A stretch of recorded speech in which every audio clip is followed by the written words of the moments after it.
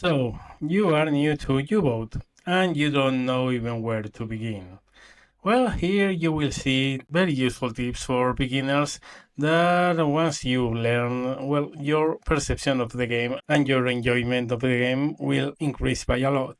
Now, first a disclaimer, the tips included here are not covered in my tutorials. There are a lot of tips for beginners that are there. So for those, I'm going to put a description to my tutorial playlist, and there you can watch them. You can also learn by watching me play the game. I have a Let's Play career with U559 in the Mediterranean right now, which is going pretty well. So you can learn more about the game watching me play. So, well, other than that, I hope you like this video. If you do so, please like it. Ask anything you want in the comment section below and subscribe if you haven't done so. Now, my first tip is do not start as a beginner with the Type 2A. I know it's labeled as a training boat, and it was actually used for that historically. But for operational duties, it's not good. It has an extremely limited range. It doesn't have a lot of torpedoes. It doesn't have the best torpedo data computer. It doesn't have a proper deck gun. It has a 20mm, which you can use to sink ships, but it's not the best option. Really, if you are a beginner, begin in early war, 1939, 1940, but in a Type 7 submarine.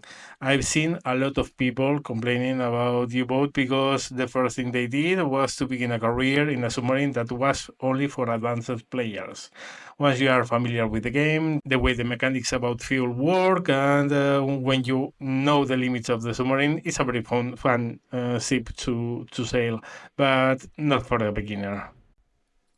Now, for the second tip, I'm going to tell you, use your officers' sailors.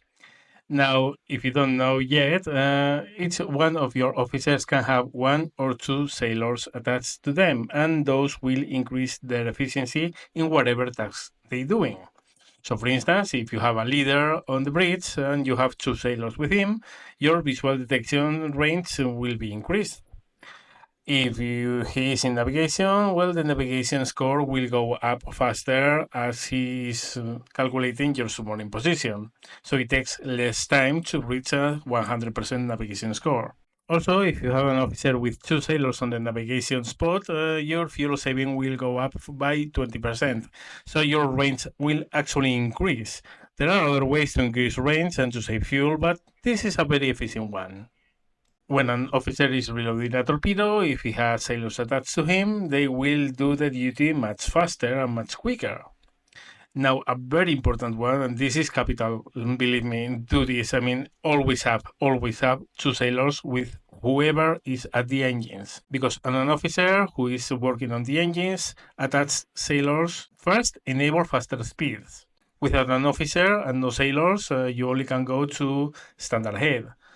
If you include an officer with 2 sailors, you can go full flank ahead, so you can go faster. And the very important part here is that with an officer and 2 sailors, your fuel saving will skyrocket. You will be much more efficient at the time of burning fuel, so your range will increase accordingly. So always have 2 sailors with whoever officer is in the engines, and always have an officer on the engines.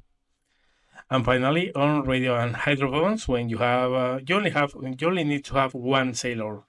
2 sailors don't make a difference there, but on radio and hydrophones, when you have a sailor attached to the officer, the range of the radio and the hydrophones is increased, and in the particular case of the radio, messages are decoded and sent faster and more quickly. Our third tip is related with fuel and how to save it. Now, it's a very important part on U-boat because it's one of those things that you need in order to go to your patrol area and then to return back home. If you run out of fuel, you will be stranded in the middle of the ocean, and nobody wants that. Well, the enemy maybe, but you don't. The most economical speed that you want to use in transit from your port to the operational area and back from there to port is the second position in the telegraph, 2/3 ahead. Now this will net you the best speed per kilometer efficiency.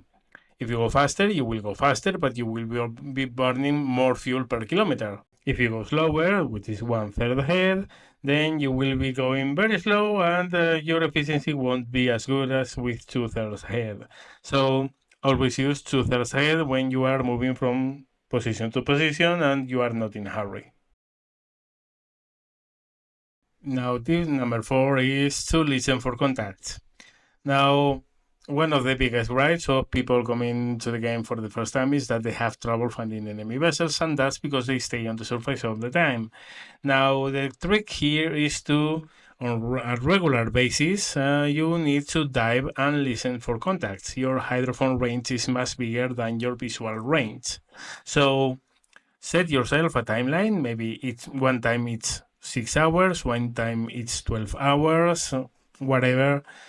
Dive and slow it down and let your hydrophone man listen for enemy contacts. You will hear ships as far as 80 kilometers and convoys farther than that.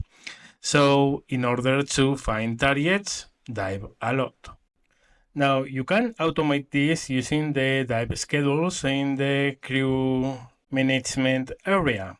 Or you can do as I do, which is in the depth dial, there's an icon here. If you click that, the submarine will automatically dive down to 50 meters, stop the machines, and here for contacts, maybe 10 to 15 minutes, to then automatically surface again and reassume your previous orders on speed, course, etc. It will also replenish the stores of compressed air that you have used in surfacing after diving. So it's a pretty much a button to do it all. So if you do that and there's something near and if there's something close by, then you will more than probably hear it. So do this. I do it, it's 6 hours or so, but you can do it, it's 6 hours, 4 hours, 10 hours, whatever you want, but do this and do this on a regular basis. Now for our next tip, tip number 5, stay on the surface. Really very important, stay on the surface. Now, historically, and this was pretty much gospel for both the Germans and the Allies. A submarine on the surface was a dangerous predator. A submarine forced to dive was pretty much useless. Now, on the surface, you are quicker, and you are much faster. You are able to position yourself and reposition yourself all the time. Underwater, you are slow as molasses and you have a very limited range. Remember, your batteries do not last a lot, so whenever you go under, your offensive power is much diminished. So for as much as you can, even when radar is a thing on the Allied side, don't dive unless you are forced to. On the surface, you are faster, you are very hard to spot visually. With radar, it's a different thing, but it is what it is. But more importantly, you are able to reposition yourself, you are able to move around much quicker. Also, enemy escorts that are not destroyers, so corvettes, they are all slower than a Type 7 submarine on the surface. If you are spotted by an enemy on the surface, yes, run away. If it's not a destroyer, he won't be able to catch up with you on the surface, and then you won't have to worry about depth areas. Stay in the surface. If you have seen my Let's Plays, and if you have seen my careers, and if you haven't, do so, you will notice that 99% of the time that I do an attack, I try to do it on the surface. I will only dive if there's no other option. So do the same. Really important. Now for our next tip, which is number 6, remember that using your torpedoes isn't everything. And also remember that your deck gun is useful, but you can do more things to sink enemy ships. Now, in this game, you can board enemies or neutrals. If you spot a neutral ship, you can come very close to it, under 1,000 meters or so. And if you are slow enough, you can signal your intention to board.